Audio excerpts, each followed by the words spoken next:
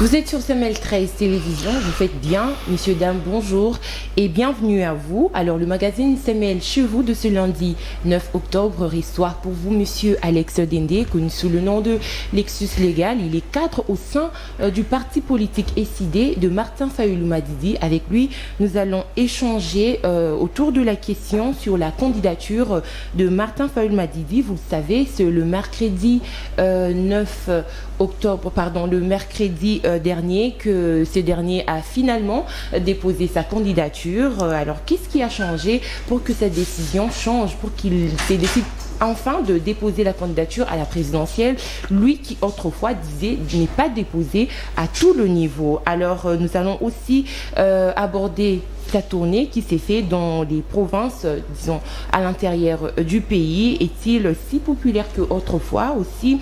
Quel message nouveau est-il en train d'apporter à la population de ce coin? Je l'ai dit tout à l'heure que c'est avec M. Alex Dende que nous allons échanger aujourd'hui sur ces plateaux de Semel chez vous. M. Alex, bonjour et bienvenue à vous. Bonjour Madame Tania. C'est un plaisir de partager ces plateaux de Semel chez vous avec Nathan Kianta, à qui je dis bonjour également et bienvenue. Bonjour Madame Tania, bonjour à Monsieur Alex, bonjour également aux téléspectateurs de Semel 13 Télévision, notamment ceux de l'émission Semel chez vous. Merci de la confiance renouvelée à ces magazines. Très bien.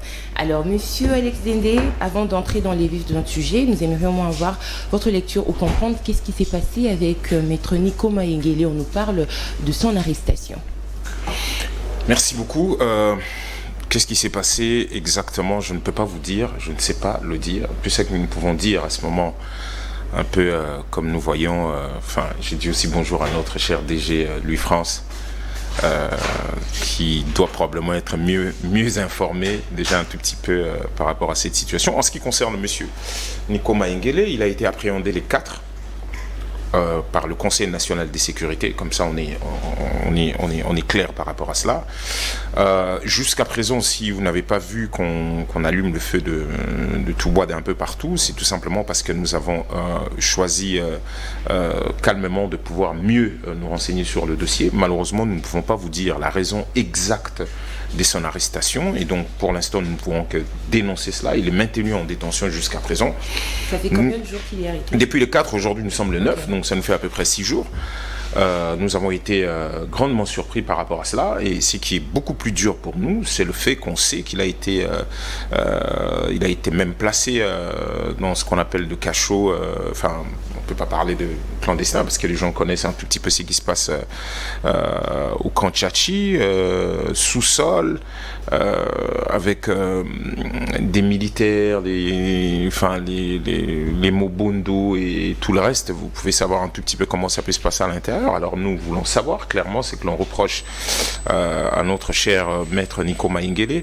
Jusqu'à présent, nous avons plutôt choisi de faire un tout petit peu profil bas, avec espoir qu'il allait être relâché le plus rapidement et que les choses puissent continuer normalement. Mais là, nous commençons réellement à craindre, et je crois que la MOUCA devra s'y réunir aujourd'hui tout au plus, et je crois qu'il y aura un communiqué qui va être rendu entre aujourd'hui et demain pour dénoncer cette situation et réclamer, exiger que l'on libère maître Nico Mayengele, parce qu'on ne comprend pas exactement ce qu'on lui reproche.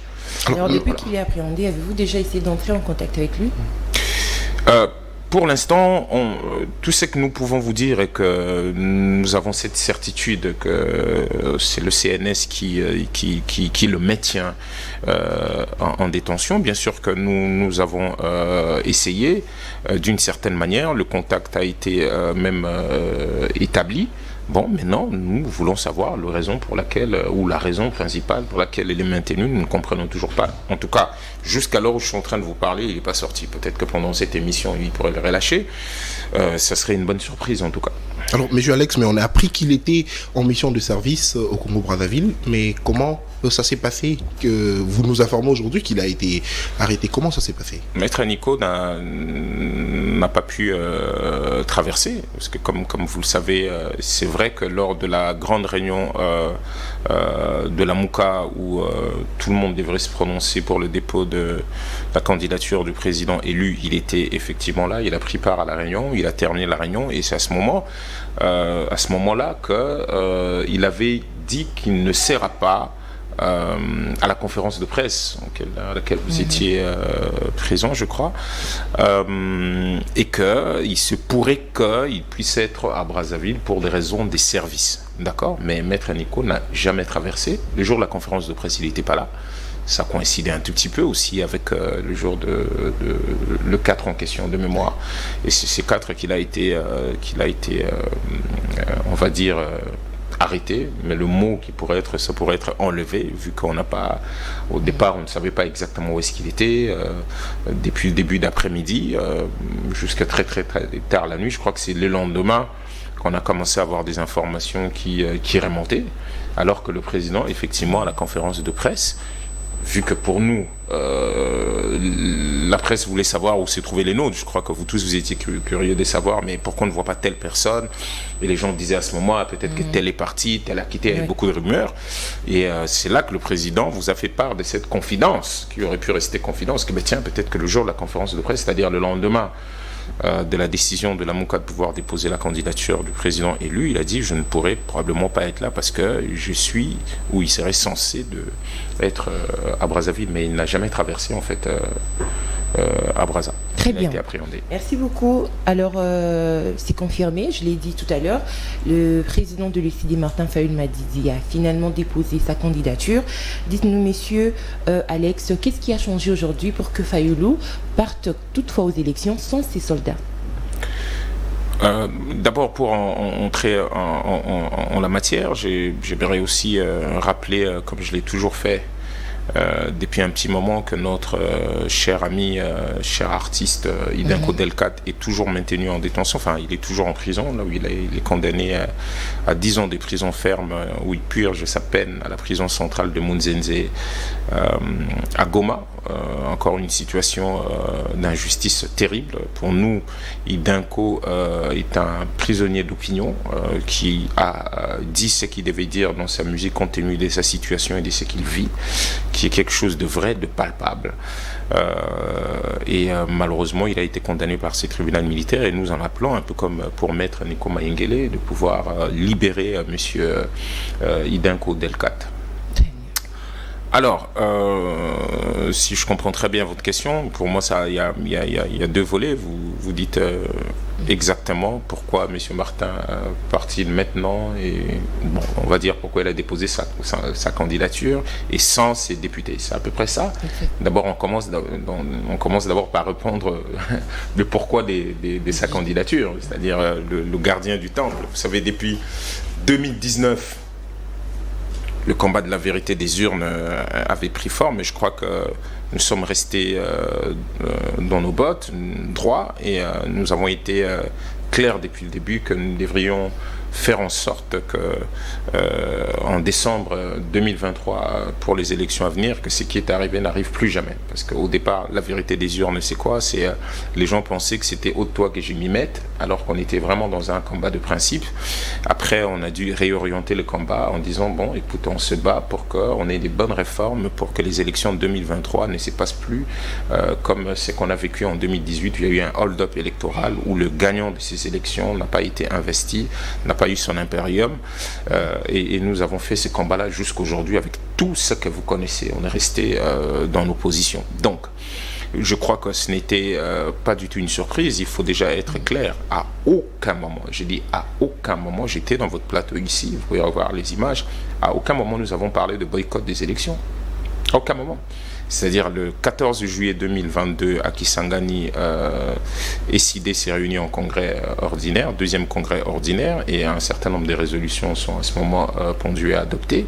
Et entre autres, le boycott ne fait pas partie du jargon, en tout cas du vocabulaire des SID. Monsieur Martin a été investi comme candidat à la présidence de la République à ce moment-là aussi. Donc, ce qui est arrivé, surtout par rapport à la décision du 19 juin où beaucoup de gens disent mais tiens, vous avez posé quand même ces préalables là de on ne dépose pas tant que. Je crois que c'est là le nœud de la question, c'est peut-être ça. C'est là le problème. Avant d'en venir aux députés qui ne sont pas aux candidats députés, nous ne déposerons pas nos candidatures, nos candidats à tous les niveaux tant que le fichier électoral, comme on dit, l'audit du fichier électoral ne serait pas fait par des organismes spécialisés en la matière. Que nous avons appelé un gros coup de pression qu'il fallait assumer à ce moment-là. Vous devez savoir que le 26 décembre, je vous fais la petite histoire, hein, le 26 décembre, je l'ai déjà fait un tout petit peu partout où j'étais ces derniers temps. Le 26 décembre 2022, nous signons une déclaration avec M. Matata Pogno et le docteur Mukwege. D'accord ? Oui. Je vous évite l'essentiel, je vous donne juste un tout petit peu la trame. Je vais peut-être enlever mes lunettes parce que je vois un tout petit peu mal de près avec. La trame de cette déclaration politique qu'elle en a fait à ce moment-là, on a redemandé des choses que nous on a dit depuis le début dans la MOUCA, c'est-à-dire la récomposition immédiate de la CENI et de la Cour constitutionnelle en vue de créer des conditions optimales pour les processus électoraux impartials, inclusifs, crédibles et apaisés sur l'ensemble du territoire. Bon, la levée de l'état de siège et tout le reste, on est venu la récomposition immédiate de la CENI, je l'ai dit, de la Cour constitutionnelle, le consensus autour de la loi électorale. Je vous passe les détails. On arrive à Lubumbashi, d'accord ? On est le 14 avril 2023. Vous connaissez l'objectif de cette réunion de Lubumbashi. Peut-être pour rappeler, c'était unir les idées et forces pour mener des actions communes en vue d'obtenir l'organisation des élections dans les délais constitutionnels. Parce qu'à ce moment-là, il commençait à opposer la guerre, il disait, voilà, nous sommes en guerre, il n'y avait pas l'argent pour faire les élections, tout ça. Qu'est-ce qu'on a dit encore dans cette déclaration de Lubumbashi ? Les 4 candidats déclarés à ce moment, c'est-à-dire M. Matata, M. Katumbi, M. Sesanga et M. Fayulu, exigeaient également aussi la désignation consensuelle des animateurs de la CENI, la révision de la loi électorale, la récomposition de la Cour constitutionnelle. Suivez, hein, ce sont les mêmes mots qui reviennent tout le temps. Je vous épargne le reste, mais déjà à ce moment-là, il parle de l'audit externe des opérations d'enrôlement des électeurs et la présence des observateurs nationaux et internationaux. On parle déjà de l'audit à ce moment-là. Donc nous n'allons pas accompagner le processus tant que est déjà à l'intérieur. La déclaration commune du 27 avril, donc du 14, maintenant on passe au 27 avril, je vous épargne toujours avec le 4, d'accord ? Ils disent non. C'était quand la CENI avait fait ce qu'on appelle les journées portes ouvertes, oui. Okay, où on amenait les éventuels candidats à venir regarder les machines comme si on était dans une espèce de zoo, ou c'est pas, on a dit non, mais ils disent quelque chose d'intéressant, ils disent, outre que nous renouvelons le contenu de notre déclaration du 14 avril, c'est-à-dire de Lubumbashi, les choses que j'ai citées tout à l'heure, dernier, sur la CENI et le processus électoral en cours, nous, signataires de cette présente déclaration, relevons ce qui suit. Ils ont dit un certain nombre de choses, mais au moins je vous dis quelque chose qui est un peu clé là-dedans. Dès ce qui précède, saisissons cette occasion pour attirer l'attention du PNUD, de l'OIF, de tout organisme ou de toute représentation diplomatique à veiller à ne point faire l'objet d'instrumentalisation indirecte pour toute démarche ou déclaration tendant à crédibiliser le travail manifestement non professionnel de la CENI qui prépare le chaos par un plan de fraude électorale. Juste après, je crois que l'OIF a décliné le fait de venir auditer le fichier parce que de toute façon c'était un piège. Et puis après, il y a eu le communiqué de presse rendu public, c'était le lundi 29 mai où il y a eu les 4 avaient signé cette déclaration politique.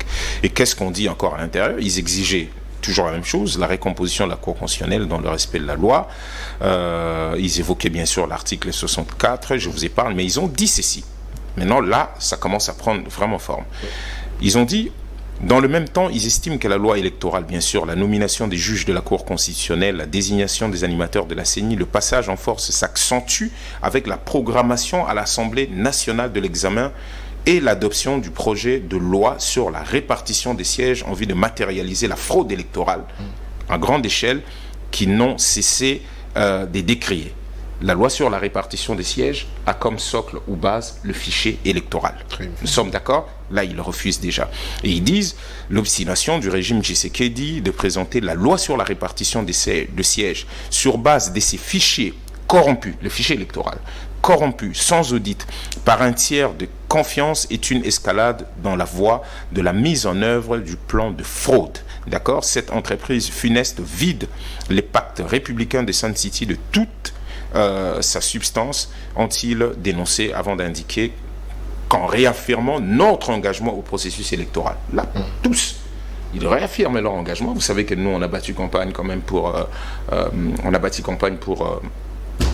comment ça s'appelle, pour l'enrôlement. D'accord. Donc, ça va dans le droit de ligne. C'est-à-dire qu'on dit que nous ne sommes pas d'accord avec la loi sur la répartition de sièges, le fichier corrompu, nous ne sommes pas d'accord, nous n'allons pas accompagner ce processus. On est 4 là-dedans, dans cette histoire. Et bien avant, aussi avec les docteurs Mukwege. Alors, le 7, il y a eu déjà vote de la loi sur la répartition de sièges. COEL, que vous connaissez, la coalition, la MOUCA, je veux dire la coordination électorale, la commission électorale des opérations électorales de la plateforme, la MOUCA, a été claire aussi, a dit la coalition, la MOUCA rejette la loi portant répartition des sièges. Quand on rejette déjà, nous, à notre niveau, on rejette la loi, c'est-à-dire que nous ne sommes pas d'accord avec le fichier électoral et le reste, nous pouvons tirer de conclusion. Je termine par le 16 juin 2023 ou le 4, encore, on est le 16 juin. N'oubliez pas, la déclaration s'est faite le 19 juin. Le 16 juin, en République démocratique du Congo, RDC, l'opposition a rejeté la loi sur la répartition des sièges, d'accord, pour la prochaine législature, et dans le pays adopté ce jeudi 15 juin par l'Assemblée nationale en s'appuyant sur les chiffres des électeurs enrôlés par la Commission électorale nationale indépendante. Les 4 candidats déclarés à la présidentielle ont rejeté le texte voté par les 2 chambres du Parlement. Vous êtes d'accord? On est le 16. Nous sommes tous d'accord que nous avons dit non. Arrivé probablement la nuit du 18, je vous épargne, le 4 ou le 3 en tout cas, entre les deux, que ce soit M. Sessanga et M. Matata, ont vu le texte qu'on a lu les 19.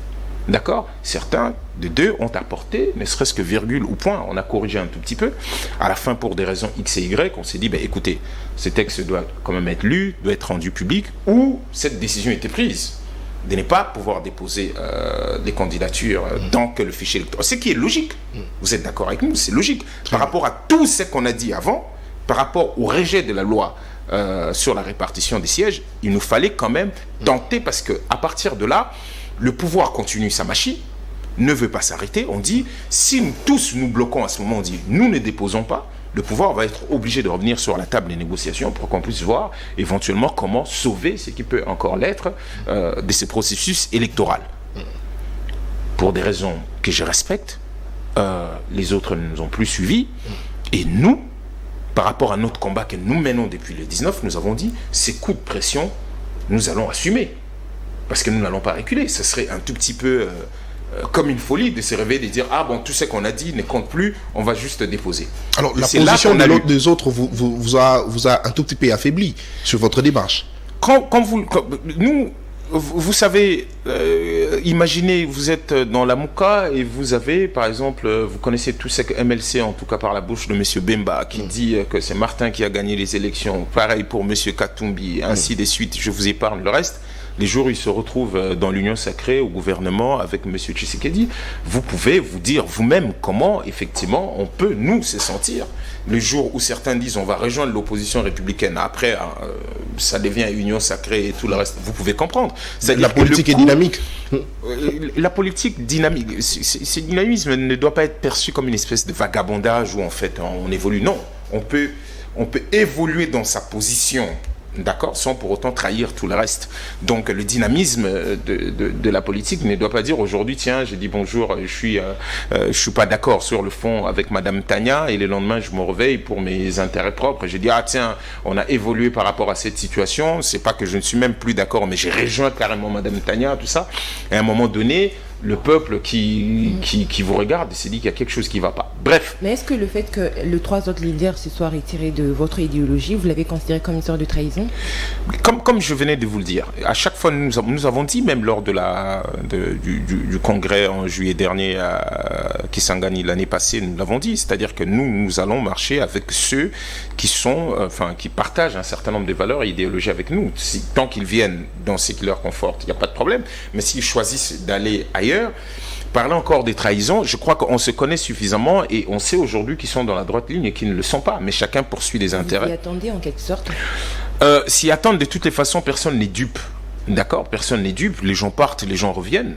Écoutez, c'est leur position, nous respectons, mais qu'on ne nous fasse pas à nous la petite chanson de dire que tiens, ces gens ne sont pas cohérents, ils sont plus crédibles, ils sont inconstants, tout ça. Il faut quand même un minimum de sérieux. Et quelle opposition ils auraient aujourd'hui si nous avons levé les pieds en 2019 quand M. Tshisekedi avait entre guillemets tendu sa main. Vous vous rappelez, c'est que M. Pierre Lumbi d'heureuse mémoire avait dit à ce moment, c'est une main avec du sang que nous n'allons pas prendre. Si nous étions entrés dans cette histoire-là, aujourd'hui on parlait de quelle opposition? Parce que tous ceux qui sont partis de l'autre côté à un moment donné étaient avec nous, mais pour des intérêts X et Y qui sont partis. Nous sommes restés sur cette droite ligne. Alors, donc, monsieur Alex, je prends le cas de Katumbi, excusez-moi, lui qui, après la publication des élections, avait reconnu Martin Fayulu d'avoir gagné. Il n'est pas le seul. D'avoir remporté. Non, je prends son cas simplement.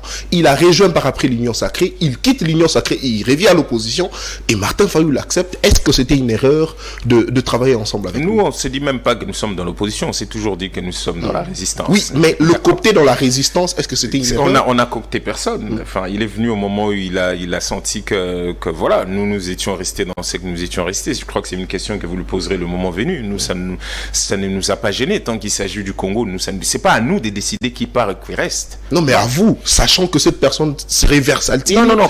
Est-ce que c'était une bonne décision? Je ne sais pas si ça s'appelle. Je ne veux pas qu'on m'attribue des propos que je n'ai pas dit. Je ne sais pas si c'est de la versatilité. Je crois que c'est leur logique. C'est une ligne politique qu'ils ont. Enfin, chacun va en fonction des intérêts. Nous, on a choisi les intérêts du peuple d'une certaine manière. Aujourd'hui, peut-être, je vais en venir à la deuxième partie de votre question tout à l'heure. Moi, qui avais dit que j'allais être candidat, tout ça, mon dossier n'a pas été déposé. Tant mieux, je vais vous dire pourquoi. Donc, je ne vais pas personnifier ces débats. Je crois qu'un jour, vous aurez M. Katumbi Nseledna ici. Vous avez posé la question exactement, de savoir comment ils se sentent quand ils partent et qu'ils reviennent. Était comme ça le seul parti à rester dans les principes qu'ils avaient établis de Non, la Mouka, c'est plusieurs partis à l'intérieur. Vous le savez très bien. Donc, on s'est réunis à ce moment-là, et on a levé l'option que nous allions assumer notre décision de ne pas déposer. Nous allons quand même publier cette décision-là.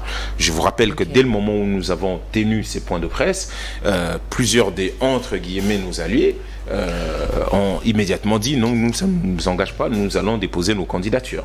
Mais vous avez vu que très vite, premier effet de cette décision, M. Kadima est revenu à la charge. Ah ben tiens, c'est peut-être important que l'on puisse parler. Depuis lors, M. Kadima a refusé. Parce que comme il obéit aux ordres d'en haut, il refusait de pouvoir parler. Mais vous avez vu que cette décision l'a amené quand même à venir et à demander un rendez-vous.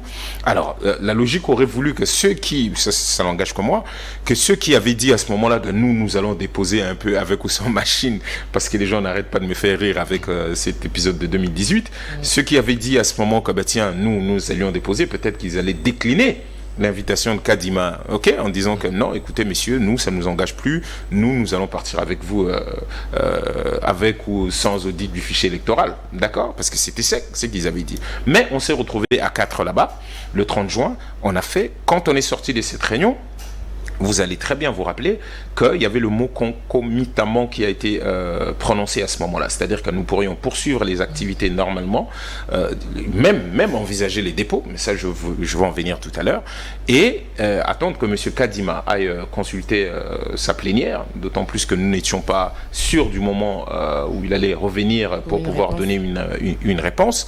Ces mots a été prononcé.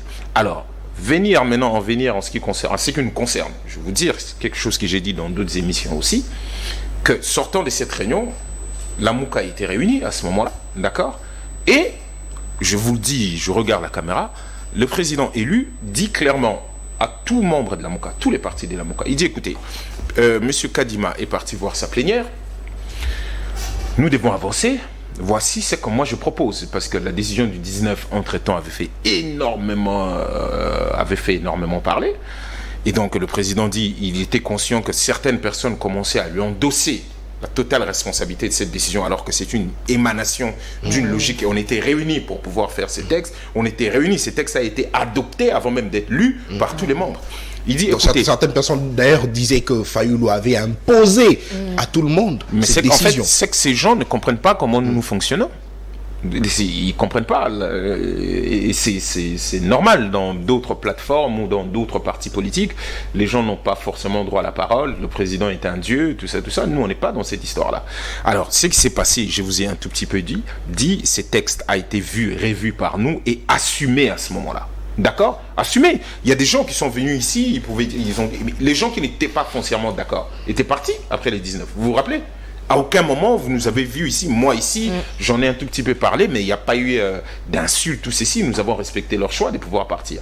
Mais le président revient ces jours-là, et il dit, écoutez, je crois que c'était une réunion qui s'est tenue le 30 juin aussi, parce que voilà, c'était juste après, ou peut-être le 1er juillet, je crois. Le président dit exactement ceci.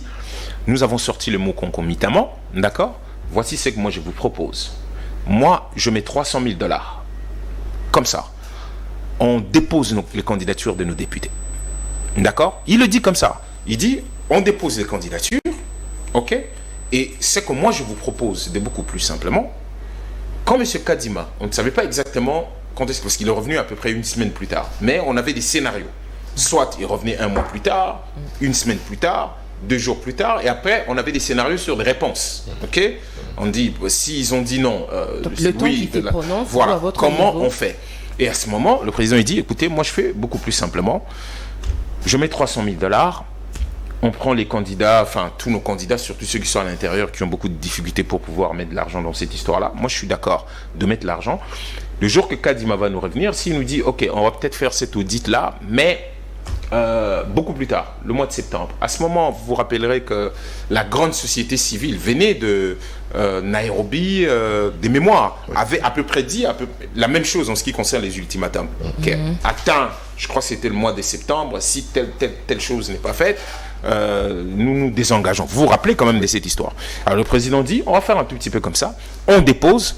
S'il nous revient avec une réponse non satisfaisante, c'est pas grave, j'aurais perdu de l'argent. S'il dit que un peu plus tard on pourra faire cette histoire-là, on continue le programme, nous déposons quand même, d'accord? Et on va se donner un délai au mois de septembre par exemple, jusqu'à fin septembre. Si on constate que cet audit n'est toujours pas fait, nous pouvons nous retirer. Moi j'aurais perdu de l'argent, c'est pas un problème. Vous retirez le processus? Non, nous retirons, c'est-à-dire qu'on n'avance plus avec eux, quoi. C'est fini, en tout cas, en ce qui concerne cette partie-là, où les députés auraient déposé, on dit, bah, écoute, on arrête, parce que nous estimons que ça va à l'encontre de ce que lui, il aurait dit, si il avait, par exemple, dit qu'on allait le faire un peu plus tard, cet audit-là. La Mouka, presque unanime, dit non. D'accord? Donc, nous, quoi. Nous disons non, nous disons parce que, il faut que ça soit clair pour tout le monde. Pourquoi nous n'avons pas déposé. La Mouka dit non et la Mouka dit nous attendons la réponse du pouvoir. Donc ce n'est parce pas que ce n'est pas forcément de Martin Fayoulou. Bah non. Voilà pourquoi je vous raconte cette anecdote-là. Nous attendons la réponse du pouvoir à ce moment-là, parce qu'enfin on sait très bien que ça ne dépend pas que de Kadima. Nous attendons la réponse du pouvoir. S'ils ne veulent pas aller dans cette direction-là, voilà. Mais pour l'instant, hors des questions de pouvoir déposer. Le président dit ok. Moi, je ne veux pas que quelqu'un d'autre un jour me revienne en me disant « Ah, Monsieur Martin fait ceci, un peu la chanson que les autres nous sortent. » Parce que je ne crois pas qu'il y ait un seul d'entre nous, en tout cas, pour ceux qui passent, que ce soit Madame Chantal, Moboni, que ce soit Monsieur Epeng et Prince, que ce soit mon cher ami Nico qui est enfermé, ou Monsieur Adrien, ou tous les autres, ou Monsieur Badjoko. Je ne vois personne ici venir vous dire que « Ah, tiens, le président élu nous aurait bloqué. » Non, on a dit non, nous tous. Quelques temps plus tard, Kadima est revenu avec la réponse que vous connaissez, que la plénière a dit ceci, énormément de condescendance, d'orgueil et tout le reste. On a dit, bah écoutez, ça tombe bien, dans ces cas d'espèce, écoute, nous continuons le combat et nous n'allons pas déposer. Et nous avons continué le combat. Comment c'est arrivé que monsieur Martin dépose? Je crois que d'une certaine manière, qu'est-ce qui a changé? Je crois que d'une certaine manière, il l'a dit lors de la conférence de presse. Nous avons été honnêtes, c'est-à-dire quand on a fait le point de presse dernièrement, enfin juste avant d'aller déposer, nous avons été clairs par rapport à cela. On a d'abord dit exactement ce qu'on a dit pour que personne ne nous dise qu'on s'est contredit, et on vous a dit quels sont les résultats de ce qu'on a, de ces gros coups de pression, sachant que nous avons dit depuis le départ que nous ne boycotterons pas les élections, d'accord? La case député est terminée. Il vous a même dit qu'il y a eu des efforts faits du côté de la CENI pour tenter de trouver un compromis pour que ça se dépose, mais très vite nous avons compris derrière que ce qui allait se tramer, c'était une espèce de négociation d'un très mauvais goût, et des gens, sincèrement, je vous dis, des gens comme moi, je suis probablement la personne, je sais qu'on a un Chatham House dans nos réunions, mais je peux vous dire avec beaucoup de calme et d'assurance que je fais partie de gens, en tout cas, qui ont pris la parole en dernier ressort en disant, écoute, on arrête cette histoire de dépôt de candidature en ce qui concerne les députés. D'accord ? Tout simplement parce que très vite, on allait tomber dans une espèce d'échantage où nous allions perdre en termes d'honneur. Ok, dans tout combat, il y a des batailles que l'on perd, continuons d'avancer. Très bien. Qu'est-ce qui a changé? C'est là où que Qu'est-ce qui a changé? Qu'est-ce que le président vous a dit? Aujourd'hui, tous les Congolais sont à peu près d'accord, connaissent l'histoire du fichier électoral et savent que c'est un fichier totalement corrompu. De toutes les façons, ne vous l'aurez pas.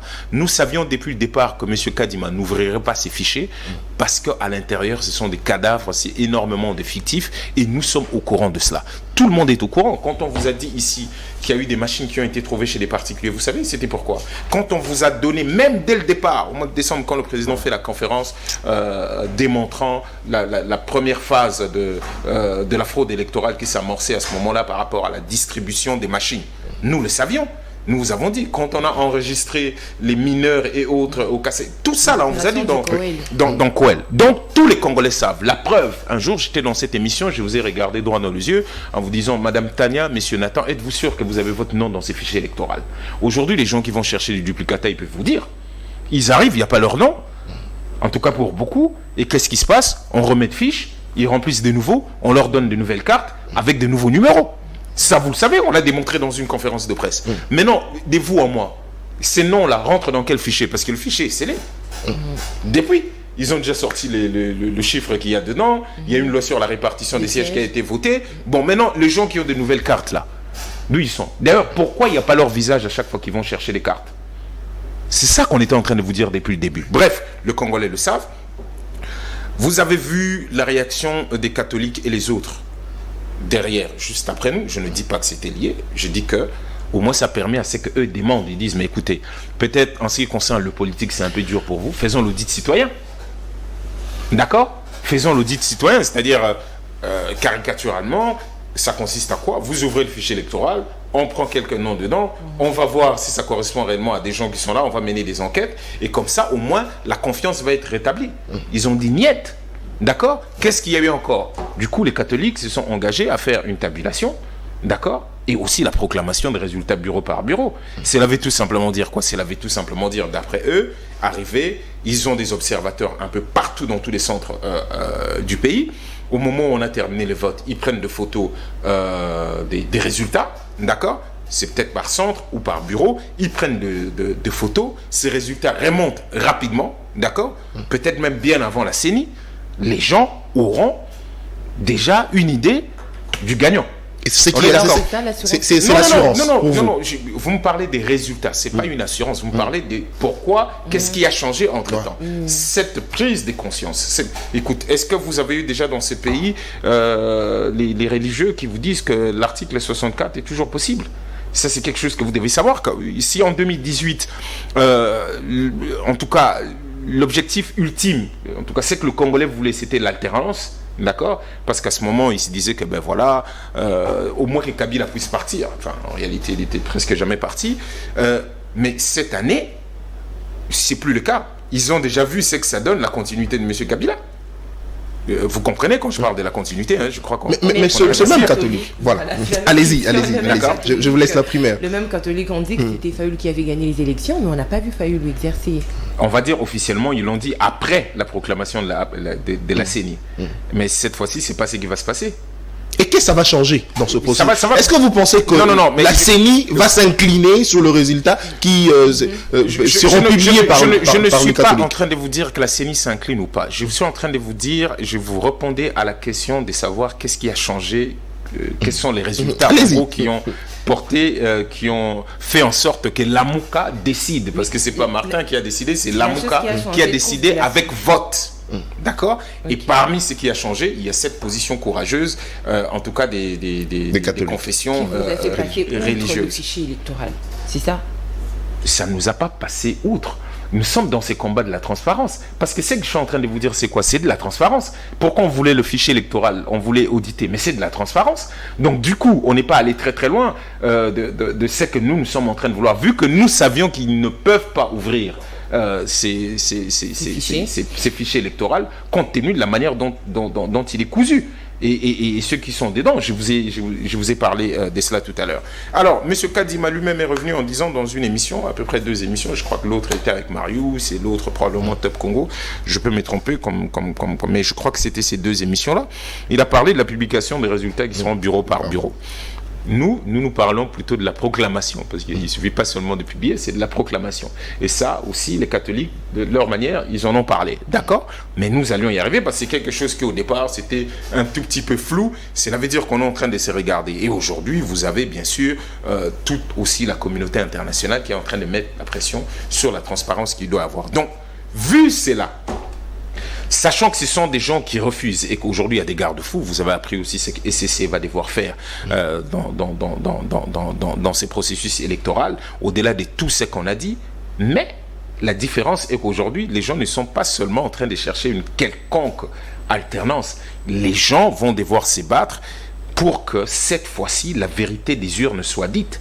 Et c'est ça qui va changer dans ces élections. Donc, à partir de là, ayant eu ces éléments, d'accord, plus d'autres que je ne peux pas vous citer là-dedans, parce que vous pourriez vous poser aussi la question de savoir pourquoi les gens avec qui on a mené un combat depuis le début, bon, pour certains, quand on dit début, on va dire ceux qui sont revenus, en tout cas à partir de 2022, ou ceux qui sont revenus en 2023 vers nous, pourquoi tous ces gens, tout d'un coup, alors qu'ils ont dit aussi qu'ils n'allaient pas accompagner ce processus, ainsi de suite, sont rentrés.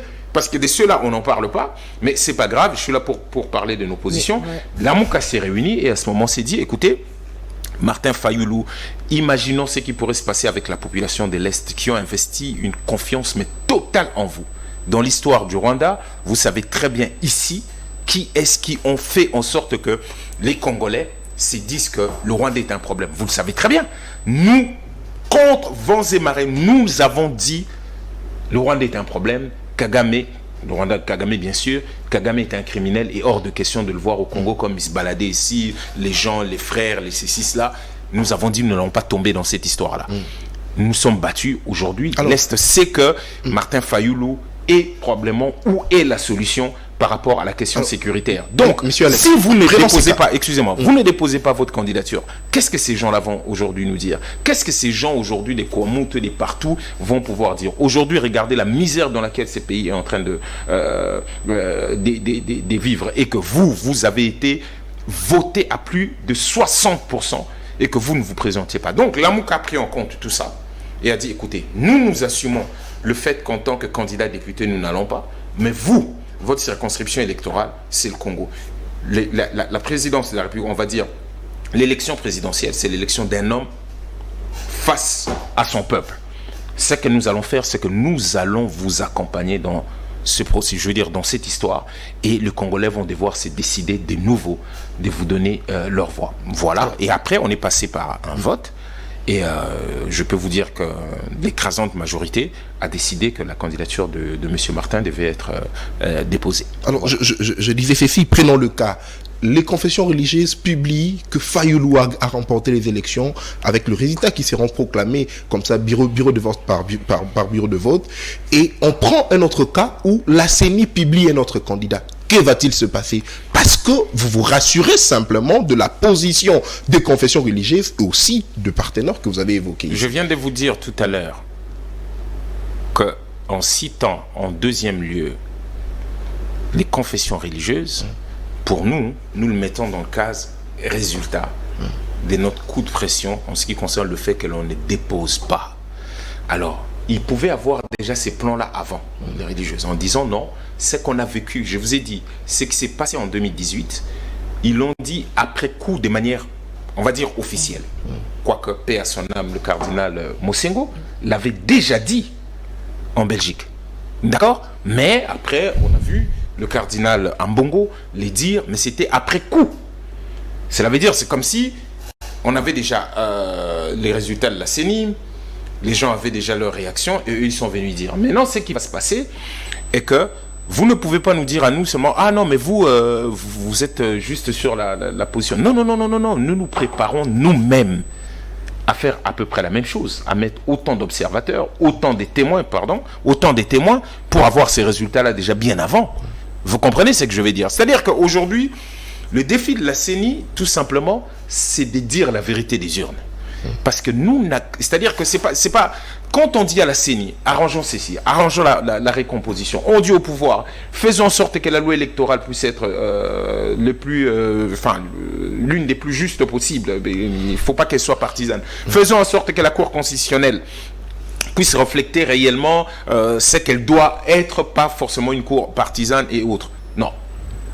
Ils ont préparé, vous vous rappelez le document de Martin, le chronogramme de 7 étapes de la fraude électorale. J'ai les documents ici, je pourrais vous faire l'économie de la lecture, et vous verrez en fait comment cela a été présenté. Aujourd'hui, quand on nous dise, ah non, mais vous êtes en train de vous préparer à la contestation, mais eux, ils se sont très très bien préparés pour cette fraude. Mais nous y allons parce que nous croyons que le peuple ne se laissera pas encore une deuxième fois voler, c'est faire voler sa victoire. Vous voyez ce que je suis en train de dire? Donc, c'est pas une assurance des catholiques, non, c'est d'abord notre propre assurance à nous. Je ne vous ai pas dit ce que nous avons mis en place. D'accord? Pour pouvoir contrer cette fraude, en tout cas, en ce qui concerne la transparence, pour que l'on puisse être prêt par rapport à cela. C'est de ça qu'il s'agit. L'idée selon laquelle il ne fallait pas d'abord déposer à tout le niveau, cette idée a été, on va dire, précipitée? Non, même pas. Je vous ai un tout petit peu fait le cheminement. C'était l'idée qui sous-tendait le fait que si nous tous, nous quatre, nous faisons bloc, le pouvoir allait venir se mettre à... Non, parce que du coup... Quand la Mouka s'est finalement décidé de... Parce que la Mouka s'est toujours assumée. C'est ça la différence entre nous et beaucoup. Quand on tend la main en 2019, on s'assume. On dit non, on ne peut pas. Parce que tout le monde sait que l'on a gagné. Nous tous, nous savons ce qu'on a enduré dans cette histoire. S'ils veulent aller dans cette aventure eux-mêmes, qu'ils le fassent. Le résultat, aujourd'hui, il est. Qu'est-ce que Martin disait en ce qui concerne la balkanisation? Si M. Kabila l'avait laissé à X pourcentage, aujourd'hui, avec M. Chilombo, voici le pourcentage. Vous avez vu ce qui est en train de se passer en ce qui concerne le pays. Ainsi de suite, nous avons dit non. Nous, l'idée n'est pas d'aller au pouvoir pour le pouvoir. On n'a pas besoin de composer avec des gens qui nous ont mis dans cet état. Pas forcément nous, mais le pays dans cet état. Et nous avons continué. Mais non. La Mouka s'est toujours assumée, maman. On n'a pas le choix. Et là, comme je vous ai dit, nous avons fait la lecture de ce que nous pensions que nous avons obtenu par rapport à ces coups de pression. Vous comprenez? J'ai dit très bien que nous savions, d'une certaine manière, que s'il ouvrait le fichier électoral, tout le processus tombait. On l'avait déjà suffisamment dénoncé dans Coel. Et eux-mêmes, ils étaient obligés de passer à la radio dans des médias pour répondre. Et à un moment, ils se sont dit, mais où est-ce qu'ils obtiennent toutes ces informations qui sont véridiques? Donc, nous savions qu'ils n'allaient pas le faire. Mais nous savions qu'il nous fallait cela, au moins comme électrochoc, pour que les gens reviennent sur la table des négociations, pour que l'on puisse discuter et consensuellement qu'on s'entende sur les règles du jeu. Bon, maintenant, si les autres, pour des raisons X et Y, aujourd'hui, étaient partis bien avant, tant mieux. Je vous ai démontré aussi l'incohérence qu'il y avait par rapport au rendez-vous du 30 juin. Alors, monsieur Alex, je sais que cette question va un tout petit peu vous mettre mal à l'aise, ou ça va vous choquer, mais souffrez un tout petit peu que je vous la pose. Alors, monsieur Alex, on aurait appris que Fayoulou aurait de contact avec Tshisekedi, il aurait reçu 5 millions, il vous a roulé, tout ça. C'est de la part justement de notre confrère Pérou Louara. Que dites-vous, monsieur Alex? Bah écoutez, Fayoulou, si on fait une petite comparaison, c'est comme une très très très belle femme où tout le monde vient dire que tiens, tel a donné autant d'argent dans un village, quoi. Enfin, c'est toujours ça, mais personne n'a une seule preuve. Vous savez, c'est très marrant, on arrive à Lubumbashi, qu'est-ce qu'on nous sort par M. Kabouya et autres? Ah, Fayoulou vient de vendre son droit d'aînesse à Katumbi, tout ça. Vous vous rappelez, il n'y a pas encore très très longtemps, que ce soit mon vieux Lissanga ou autre, aurait prétendu que M. Fayoulou aurait reçu l'argent de M. Kabila, et c'est ainsi, c'était la raison principale de sa séparation avec M. Mouzito. Vous vous rappelez? À chaque fois, on nous donne trop d'argent. Enfin, on ne sait pas. À chaque fois qu'on a une position, donc on est passé de Kabila à M. Katumbi. Aujourd'hui, carrément, c'est M. Tshisekedi. Soyons sérieux, monsieur. C'est très intéressant de vous écouter. Mais là, vous voyez, enfin, tout le monde, bizarrement, dès que on est tellement fort dans ce que nous sommes, les gens nous craignent tellement dans notre trame, qu'à chaque fois, ils sont obligés de dire à tel ou à tel que nous aurait donné l'argent pour aller dans tel ou tel. Donc ça vous dérange pas? Ça vous dérange ça pas? ne nous dérange pas, ce sont des conneries, vous savez très bien. Mais donc là, l'argent des Kabila, on a perçu et on s'est séparé de monsieur Mouzito. Après, on est parti à Lubumbashi, on a pris l'argent de monsieur Katumbi et là, ça ne va plus avec monsieur Katumbi. On prend l'argent de monsieur Tshisekedi pour nous présenter. Bon, écoutez, l'argent de qui on n'a pas encore pris? L'argent de madame Tania ou de monsieur Nathan? Bah, écoute, peut-être ça va être votre tour. Non, tout ça, ce sont des bêtises, des gens qui ont peur, des gens qui avaient tablé sur le fait que monsieur Martin Fayoulou ne se présenterait pas. Ils étaient déjà en train de jubiler. Et bizarrement, c'est les mêmes qui pleurent pour nous. Ah ouais, mais Lexus, vraiment, comment Lexus ne peut pas être... Il s'est fait priver... on va dire sa place à l'Assemblée nationale par l'égoïsme de monsieur Martin. Ce n'est pas normal. Qui le dit? Qui pleure? Qui sort de larmes? Qui passe dans les émissions pour dire que c'est pas normal ce que monsieur Martin a fait parce qu'il a fait ça? Qui? L'inconstance de Martin Fayoulou. Ça, c'est la sphère talibanie. C'est incroyable de voir UDPS et compagnie, Union Sacrée et compagnie, venir pleurer le fait que moi je suis pas à l'Assemblée nationale, que Madame Chantal n'est pas, ou que Monsieur Prince Epeng n'est pas à l'Assemblée. Mais c'est certainement parce qu'ils reconnaissent le combat. Ils reconnaissent votre combat, ils reconnaissent votre résistance. Ils reconnaissent de l'énergie que vous avez donnée depuis le 52. Mais c'est hyper marrant. Monsieur Martin Fayoulou est élu à plus de 60%. Les mêmes UDPS et compagnie viennent à la télévision dire mais attends, posons-nous la question. Comment Monsieur Fayoulou aurait pu être élu à plus de 60%? Il n'a pas de députés. Et ces députés ne sont pas élus. Aujourd'hui, M. Martin Fayoulou part, il n'y a pas de candidat. Il fait « mais comment il peut partir sans candidat ?» Écoutez, nous vous disons une seule chose. Vous devez savoir pourquoi moi j'ai toujours voulu aller à l'Assemblée nationale. Vous savez, en tant qu'artiste, je vous avais sorti ces documents. Je l'ai ramené parce que ça faisait un moment qu'on n'a pas sorti. C'était le 14 août 2018. C'était ma lettre. Pourquoi je devais aller à l'Assemblée nationale? Pourquoi? D'accord? Si j'ouvre ici, je peux vous donner ma motivation. Parce que j'ai dû, avant de prendre la décision, je suis allé lire encore. Je suis allé, mais quand vous êtes dans un moment de doute, n'oubliez pas d'aller questionner vos fondamentaux. Quelles ont été mes motivations ou ma motivation principale quand j'allais là-bas? Qu'est-ce que j'avais dit en août 2018? J'avais dit ceci. Je fais partie de ceux et celles qui pensent que la principale cause de la tempête tourbillonnante dans laquelle se trouve notre société actuelle est la déconnexion de la source des réponses enfermées dans notre culture.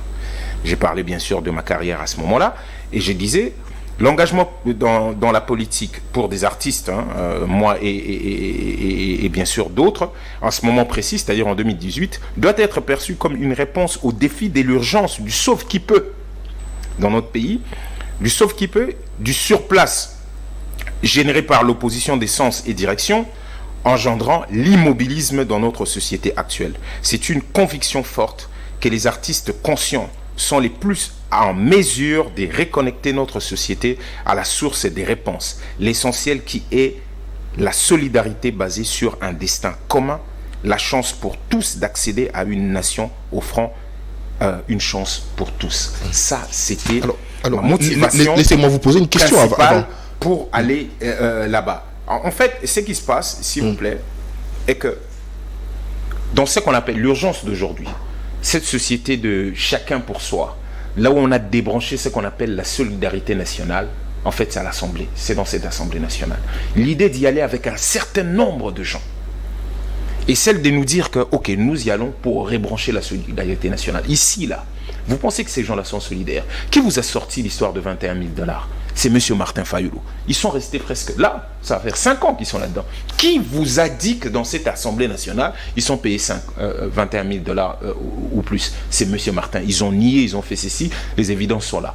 Qu'est-ce qu'il y a eu aussi comme cause? Aujourd'hui, plus de 50% qu'en 2018 des candidats à la députation nationale. Vous vous êtes posé la question sur cette inflation des candidatures qui ne fait qu'augmenter. Pourquoi? Parce que cette chambre qui s'est totalement déconnectée de la solidarité nationale, où on a un enseignant qui est payé 250 000, 300 000, le militaire à peu près pareil, on va dire les policiers, eux ils s'étarguent avec 21 000 $ que je ne peux même pas transformer, convertir maintenant en francs. Et ça, ce sont les députés. Si vous allez au niveau de la présidence, je crois que vous avez vu les chiffres. En 2022, qu'est-ce que M. Tshilombo aurait touché? Je préfère mettre au conditionnel l'histoire de 14 millions. Je crois qu'il y a un journal qui a sorti cela. Après, ils vont aller se poser la question, après avoir examiné les chiffres. D'accord? qu'est-ce que le Premier ministre gagne, qu'est-ce que les ministres eux-mêmes gagnent, et après vous allez à l'Assemblée nationale, qu'est-ce qu'ils sont en train de gagner. Donc à partir de là, je ne pense pas, personnellement, que quand les gens disent « Ah non, on vous a laissé », moi, c'était une décision des raisons. C'est vrai que tout concourt au bien de ceux qui craignent et aiment Dieu. Moi, je m'étais préparé à aller aux élections. D'accord ? Après, ce qui est arrivé, c'était peut-être aussi la volonté de Dieu. C'est-à-dire que peut-être que moi, je suis en train de me voir député, il dit non. Dans cette mare, où on va dire, la majorité mécanique qui s'est composée dans cette fraude incroyable en violant les textes et autres, vous allez aller là-bas, vous allez pouvoir changer quoi? Merci si vous me demandez d'aller prendre l'argent là-bas, fermer ma gueule et venir faire de la figuration. Moi, je suis avant tout un homme de terrain et d'action. Je suis quelqu'un qui pense, en tant qu'artiste, que ce qui nous est donné, en tout cas, moi, en ce qui me concerne, je dois le redonner. Alors, je ne peux pas, je terminerai peut-être par là. Je ne peux pas. Moi, en tant qu'artiste chanteur, je monte sur une scène. Madame Tania, vous me payez, vous dites, ok, je vous paye 500 000 $, vous montez sur une scène. Je monte sur cette scène, si tout le monde serait en train de me huer, je vous jure que si je descends de la scène, on me dit redonne l'argent, je peux donner. C'est pas un problème pour moi. Mais vous me donnez 100 $ sur quelque chose que vous aurez pu me payer 500 000 $. Et que j'arrive sur scène, tout le monde exalté, les gens en train de m'applaudir. Je suis sûr que ce que j'ai transmis a été reçu. Je peux vous jurer que je peux oublier même le reste de l'argent en descendant de la scène. On est conçu comme ça en tant qu'artiste. C'est ceux qui donnent le meilleur d'eux de l'intérieur. Donc si je me retrouve dans une configuration où en réalité c'est que j'ai pensé pour mon pays, je suis incapable, compte tenu de la manière où ça fonctionne. N'oubliez pas que la loi sur la répartition de sièges, de mémoire, je peux me tromper, ou soit l'état de siège ou la loi sur la répartition de sièges, il y avait 337 députés, il y en avait 336 qui ont voté.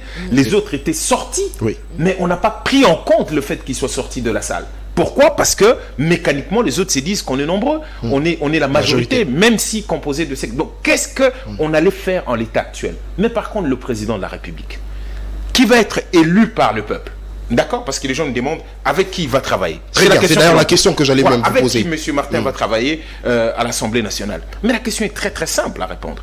Si nous supposons que la vérité des urnes sera au rendez-vous, si nous supposons que les députés qui seront élus seront les députés du peuple, c'est-à-dire l'émanation réelle du peuple, d'accord? Et que M. Martin Fayulu, élu président de la République, est l'émanation du peuple.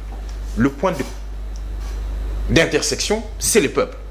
Nous tous, nous allons pour le bonheur de ces peuples, pour faire de ces pays ce qu'il doit être, pas c'est lui qui l'est actuellement, c'est que réellement il doit être un Congo digne, fort, prospère.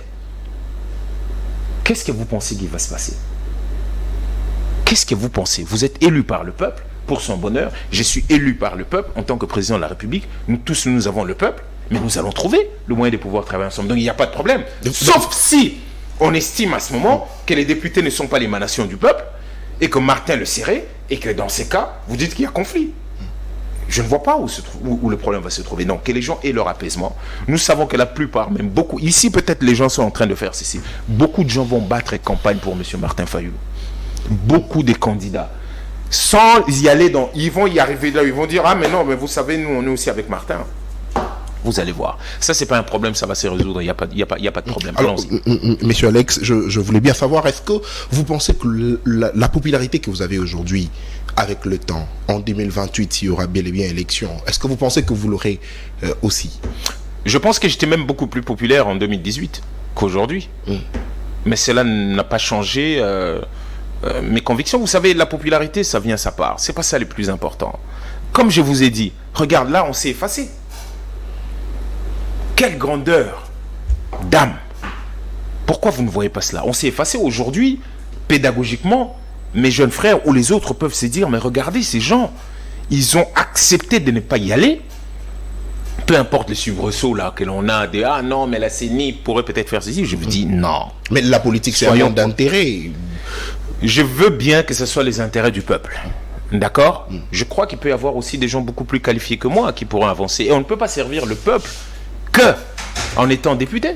Okay. C'est pas ça Non, on voulait aller à l'Assemblée, je vous ai dit pourquoi on devait aller à l'Assemblée nationale, mais on peut aller à l'Assemblée nationale pour autre chose aussi. Okay. Et je veux dire, on peut servir le peuple ailleurs qu'à l'Assemblée nationale. Merci. Nous sommes confiants. Alors, messieurs, dames, vous êtes là en train de suivre votre magazine SEMEL chez vous. Je rappelle que nous avons reçu pour vous, monsieur Alex Dendé. Il est cadre au sein du parti politique SID de Martin Fayulu Madidi. C'est avec lui que nous sommes en train de changer autour de la question de la candidature du président Martin Fayulu Madidi à la présidentielle de 2023, donc les élections en cours. Alors, pour finir ce chapitre, monsieur Alex, dites-nous un peu quelle attitude a Martin Fayulu de savoir qu'il s'est présenté aux élections sans ses députés. Permettez-moi d'ajouter rapidement une question, mais est-ce que monsieur Alex Martin Fayulu serait ouvert à réunir le force ensemble avec d'autres candidats pour désigner un candidat unique de l'opposition? Quelle est l'attitude de M. Martin Fayulu qui part sans ses candidats? Il est combatif. Il sait qu'il a rendez-vous avec le peuple. Ce même peuple qu'il a élu en 2018. Et aujourd'hui, vous savez qu'il est en tournée au Grand Bandundu. Nous sommes restés, comme je vous ai dit tout à l'heure, pour pouvoir élucider le cas Maître Nico Maingele, qui est entre les mains du CNS, Conseil national des sécurités. Et il a déjà fait, je crois que les gens ont pu voir Massamuna, Massima Nimba, Vanga, je vais vous donner la suite tout à l'heure. Et vous avez vu l'accueil qu'il a là-bas. C'est à peu près pareil comme quand on était à l'Est, Beni, Butembo et tout le reste. Goma, ça n'a pas du tout changé. On était à l'Équateur il n'y a pas très très longtemps. Chopo et autres, les gens ont vu, Boende. Rien n'a changé. D'accord? Donc il est confiant. Le peuple, enfin, vous avez quelques images là, il est très confiant. Nous sommes confiants par rapport à la stratégie que l'on va mettre en place pour pouvoir gérer cette direction, le combat que l'on va pouvoir mener en ce qui concerne la transparence. Aujourd'hui de l'intérieur, nous sommes très très confiants. Nous allons gagner. Où le peuple va pouvoir gagner de nouveau, parce que de toute façon, ces peuples vont pouvoir faire respecter sa vérité. Je voulais savoir si Fayulu serait ouvert à toute négociation, question de renforcer, de mutualiser avec d'autres candidats présidents de l'opposition, question de désigner un candidat unique. Nous sommes ceux qui disent que nous mutualisons d'abord avec le peuple. D'accord? Si ces candidats que vous êtes en train de dire sont les candidats du peuple, donc le peuple va nous dire exactement ce qu'il y aura à faire. Vous vous rappelez, pour qu'il y ait un candidat commun, pour ceux qui ont été en septembre 2018, on est au terrain triomphal. Je suis sur le même podium avec le président élu, avec monsieur Tshisekedi, Chilombo, il y a tous les leaders. Je suis là sur le podium. C'est le peuple qui avait demandé qu'il y ait un candidat commun. C'est le peuple qui a crié Bopé Sabiso candidat Moko et Bopé Sabiso candidat commun. Et là, c'est le peuple. Donc, si ces candidats sont du peuple, nous, ce qui nous intéresse par-dessus tout, c'est le contrat passé avec le peuple. C'est que le peuple puisse se prononcer dans ces cas. Et il n'y a pas de problème. On verra. On verra. C'est-à-dire que rien n'est figé, mais ça va être la décision du peuple. Ok, pour finir, qu'est-ce que nous pouvons retenir de tournée de Martin Fayulu qu'il a commencé? Quel est le message nouveau qu'il est en train d'apporter à la population de ce coin? Écoute, c'est d'abord la redynamisation. Vous savez, on n'est pas en campagne électorale. Ça faisait un moment, depuis 2019, on n'avait plus mis... on est passé une fois il y a longtemps, on est arrivé à Kikwit. Mais à part ça, tout le reste, on n'est pas parti. Donc c'était important pour lui de discuter avec ceux de Vanga, que ce soit... Voilà. C'était important de parler à ceux de Boulungu hier. C'était la nuit. Donc aujourd'hui, à l'heure où nous sommes en train de parler, ils sont en train d'arriver à Kikwit, d'accord? Et ça va être un grand moment. Et puis juste après, comme vous savez, depuis 2018, comme je l'ai dit aussi, on n'est pas arrivé à Idiofa. Il faut arriver là-bas et on va continuer. Moi, je crois que si nous élucidons les cas de Maître Nico, je crois que moi, probablement Prince, si tout va très bien, on va prendre la route plutôt samedi pour commencer l'étape bas Congo et autres qui va suivre juste après, parce qu'après on a je veux dire Congo central, après on aura Kasaï central, après on va aller aussi, ça va être aussi Chikapa, après ça va être probablement être Kananga, tout dépend. si les choses vont exactement comme nous les souhaitions. Mais c'est vraiment la redynamisation, c'est dire aux gens exactement ce qui va se passer ces jours-là en décembre, le comportement qu'ils doivent avoir. Et comme on a dit, ils n'auront plus besoin d'un mot d'ordre si les choses ne se passent pas correctement, si la vérité des urnes n'a pas été respectée. Ils vont sortir dans toutes les rues et cette fois-là, personne ne va les empêcher de pouvoir aller chercher leur victoire. Alors pour finir, il y a des indiscrétions qui se lèvent pour dire que Martin Fayulu n'a pas de projet de société et que tout ce qu'il a ne sont que slogans.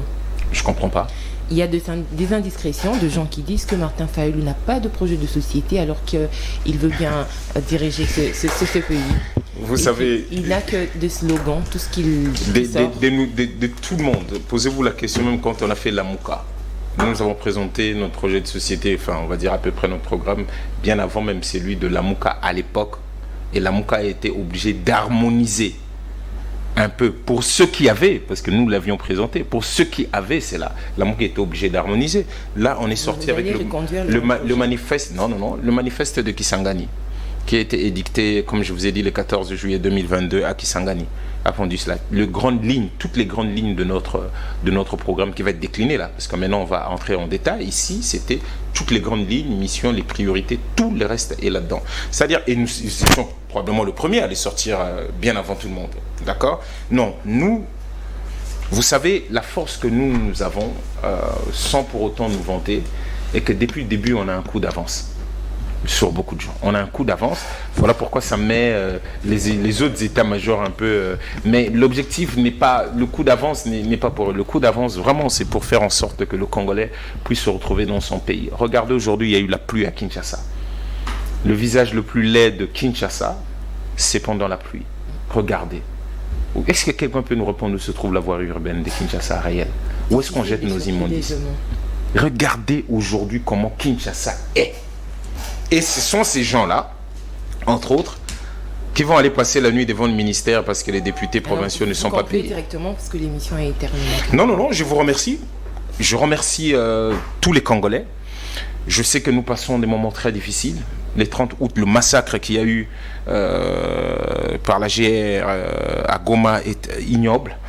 Nous savons qu'il y a beaucoup de familles qui sont endeuillées et qui le sont encore maintenant par rapport à ce qui se passe dans l'est de notre pays.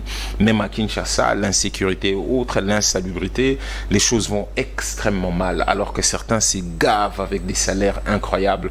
Et ça, nous devons nous rappeler de cela. Nous devons nous rappeler que M. Tshilombo nous avait clairement dit que la question de l'Est était cruciale. C'est-à-dire que s'il n'arrivait pas à réussir à ramener la paix dans ce pays, il aurait échoué. Il a échoué en tant que président de la République. Et je crois qu'il va probablement respecter ce qu'il avait dit, parce que la situation est toujours aussi explosive, où des pans entiers, vous avez vu que des kilomètres, on a déplacé carrément de bornes de frontières avec l'Ouganda. Et qu'est-ce que le ministre de la Communication, je crois au porte-parole, nous dit? C'est une question qu'ils vont régler diplomatiquement. Qu'on nous explique une seule question d'ordre national, des portées nationales, que ces gouvernements a pu régler diplomatiquement.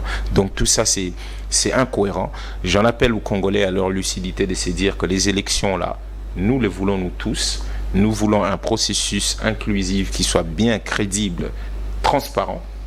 Et malheureusement, les choses ne vont pas dans le sens. Donc, seuls leurs yeux, leur capacité ou leur force à pouvoir demeurer les jours de vote pour que chacun ait ses résultats va faire la différence. Donc, soyons calmes et nous allons avancer. Nous allons le faire ensemble. Monsieur Martin Fayulu va être le président de la République à la fin de cette année. Très bien. Les Congolais ont très bien capté votre message. Alors, merci à Nathan Kionza d'avoir co-présenté ce Merci beaucoup, Madame Tania. Merci à Monsieur Alex d'avoir répondu à toutes nos questions. Merci aux téléspectateurs de Samuel Chevaux pour la confiance renouvelée à ces magazines.